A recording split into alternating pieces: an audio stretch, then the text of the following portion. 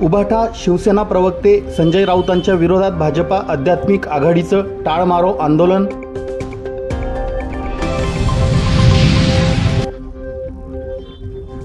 भाजपा सरकार विरुद्ध काँग्रेस नेते युवराज करंकाळ यांच्या नेतृत्वाखाली चिखलफेक आंदोलन।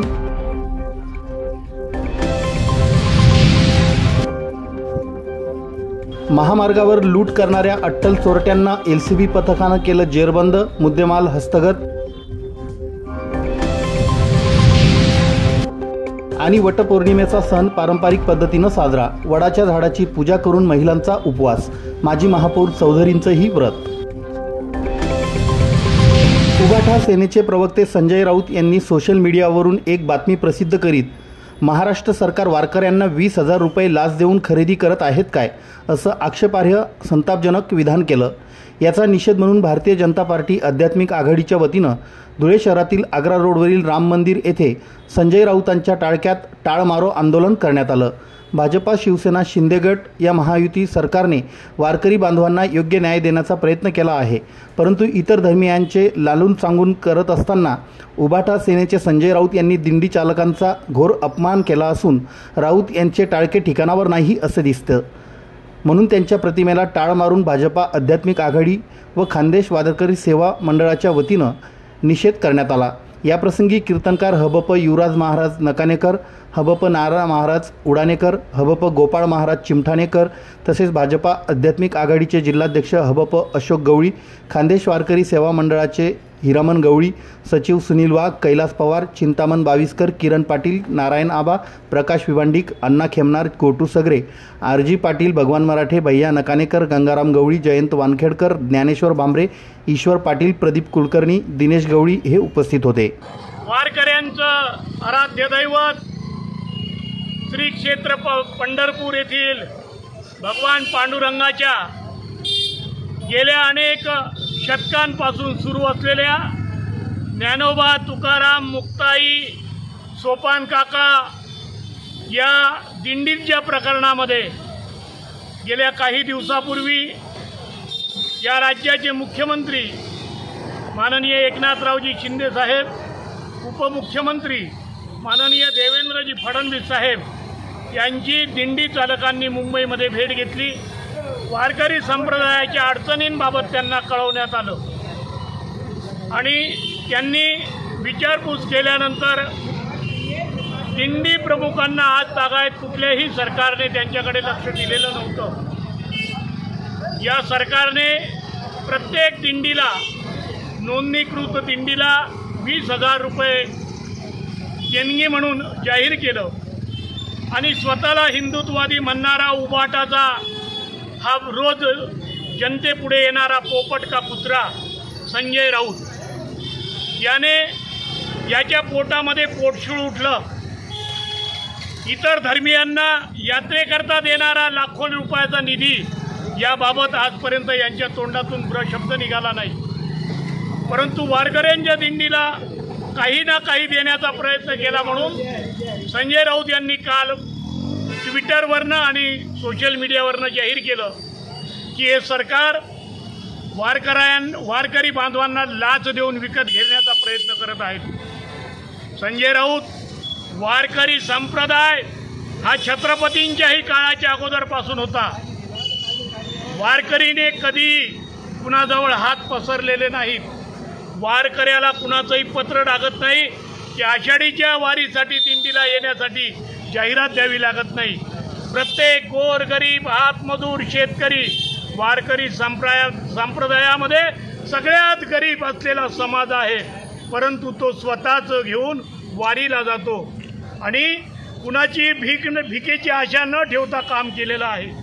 परंतु या सरकारने देण्याचा प्रयत्न केला आणि त्याबद्दल वारकरी संप्रदायाच्या विषयामध्ये बोलून वारकरी संप्रदायाचा संजय राऊत उभाटाचे प्रवक्ते यांनी घोर अपमान केला असून या घटनेच्या निषेधार्थ भारतीय जनता पार्टी धुळे आध्यात्मिक आघाडीच्या वतीने आणि खानदेश वारकरी सेवा मंडळाच्या वतीने आज या ठिकाणी संजय राऊत यांचं टाळकं ठिकाण्यावर आहे का म्हणून त्यांच्या डोक्यामध्ये प्रतिमेला टाळ मारून तुका म्हणे ऐशा नरा मोजूनी माराव्या पैजारा या उक्तीप्रमाणे आम्ही त्यांच्या प्रतिमेला वाहनांचा पैजारा मारून या ठिकाणी निषेध केलेला आहे। संजय राऊत यांनी वारकऱ्यांची माफी मागावी, अन्यथा आम्ही दिंडीमध्ये आषाढी एकादशीला सुद्धा पंढरपुरामध्ये खानदेश वारकरी सेवा मंडळ आणि भारतीय जनता पार्टी आध्यात्मिक आघाडीच्या वतीने आम्ही त्या ठिकाणी निषेध करू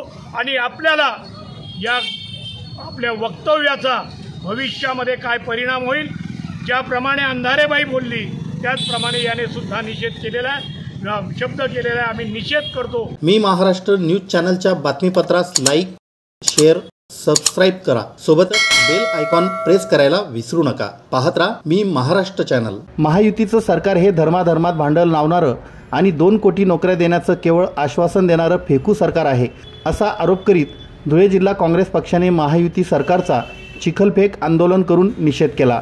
काँग्रेसचे प्रदेश सरचिटणीस युवराज करंकाळ यांच्या नेतृत्वाखाली धुळ्यात हे आंदोलन करण्यात आलं।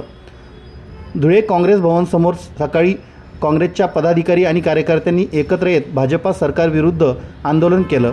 यावेळी युवराज करंकाळ म्हणाले की मागील 10 वर्षांपासून भाजपा सरकारने राज्यातील औद्योगिक विकासाला खीळ घातली। सरकार नोकर भरती करीत नाही, स्पर्धा परीक्षा वेळेवर घेतल्या जात नाहीत, या परीक्षा घेतल्या तर पेपर फुटीचं ग्रहण लागतं, शेतकरी संकटात आहे पण त्यांना मदत केली जात नाही, कांदा, कापूस, सोयाबीन यासह कोणत्याही शेतीमालाला भाव नाही, सरकार MSP देत नाही।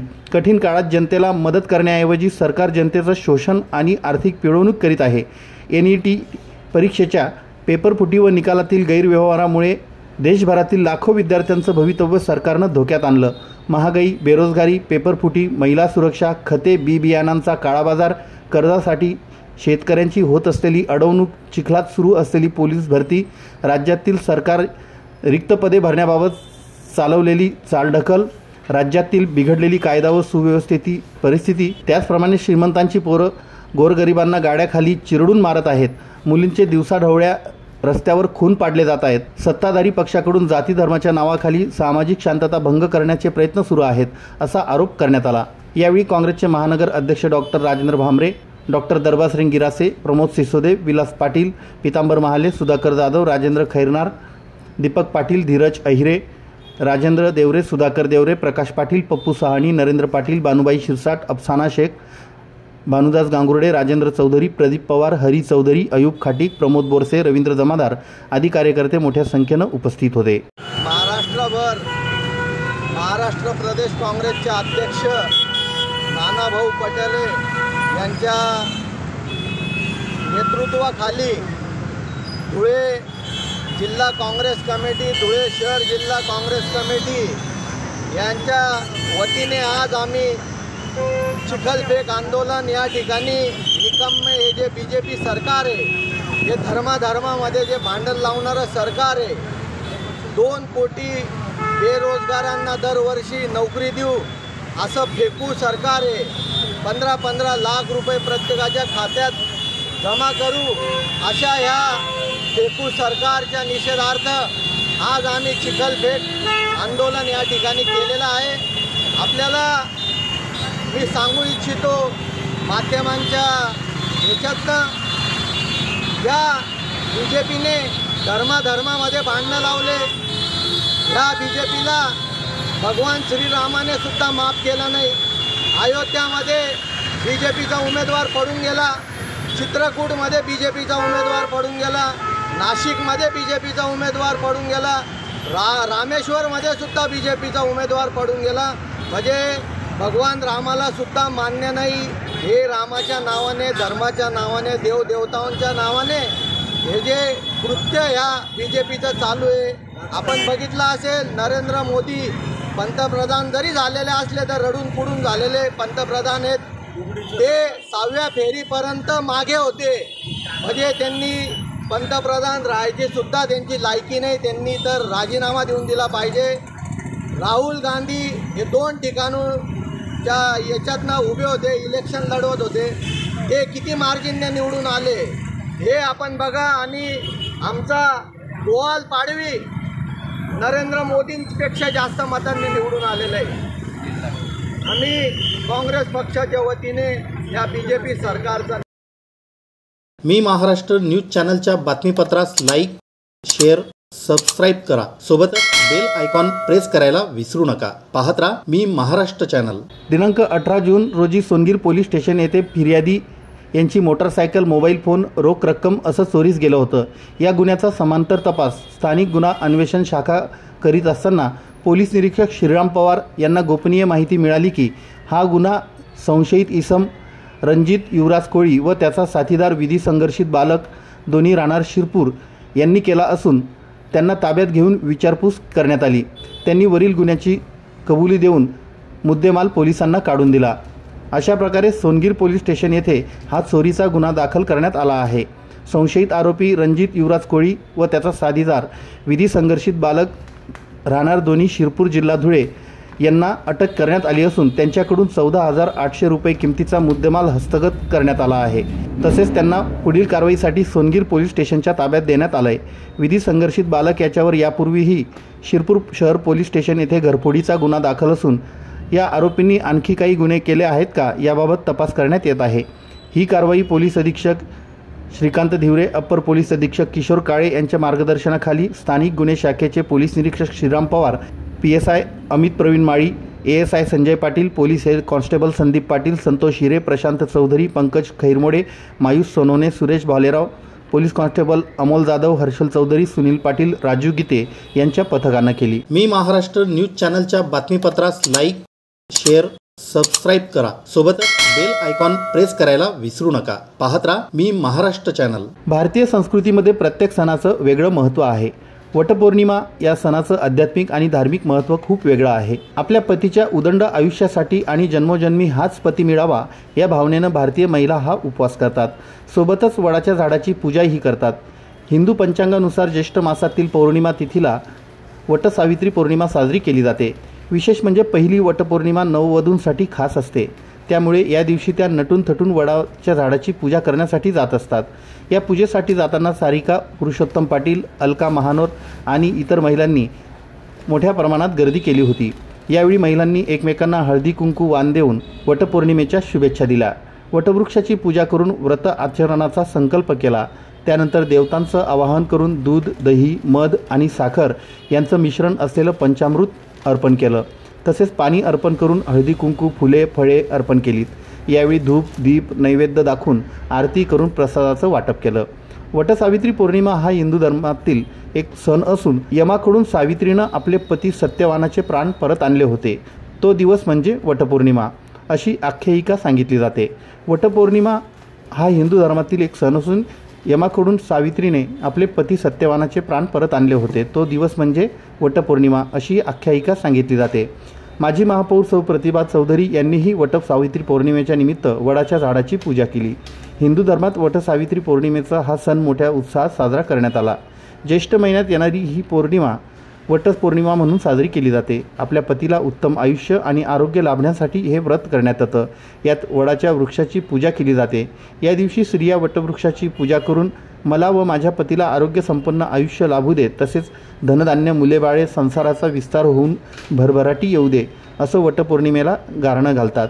धुळे शहरातील जयहिंद कॉलनी येथे दक्षिणमुखी मारुती मंदिर येथे वटसावित्री पौर्णिमेनिमित्त माजी महापौर सौ प्रतिभा चौधरी यांनी वडाच्या झाडाची पूजा केली. यावेळी पुरोहित दीपक कपोले यांनी कथा वाचन केलं. यावेळी प्रत्येक महिलेनं इच्छित मनोकामना पूर्ण होण्यासाठी वडाच्या झाडाला दोरे बांधून प्रदक्षिणा मारल्या. यावेळी उपवासही करण्यात आले. परिसरातील समस्त महिला भगिनी मोठ्या संख्येनं यावेळी उपस्थित होत्या. वटसावित्री पौर्णिमेच्या व्रताकरिता हळद कुंकू, गुलाल, अक्षदा, उदबत्ती, निरांजन, आगपेटी, ताम्हण, पळी, पेला, फळं, फुले, दिवा, एक नारळ, सुपारी 5, गूळ, कापसाचे व कापडाचे वस्त्र, वस्त्राला गुंडाळण्यासाठी पांढरा मोठा धागा, विड्याची 5 पाने, बसण्यासाठी आसन, पाणी भरलेला लहान कलश, पंचामृत, तुळशी व दुर्वा, कापूर, सौभाग्य वायन इत्यादी पूजा साहित्य लागलं. मी महाराष्ट्र न्यूज चॅनलच्या बातमीपत्रास लाईक, शेअर, सबस्क्राईब करा, सोबतच बेल आयकॉन प्रेस करायला विसरू नका. पाहत राहा मी महाराष्ट्र चॅनल.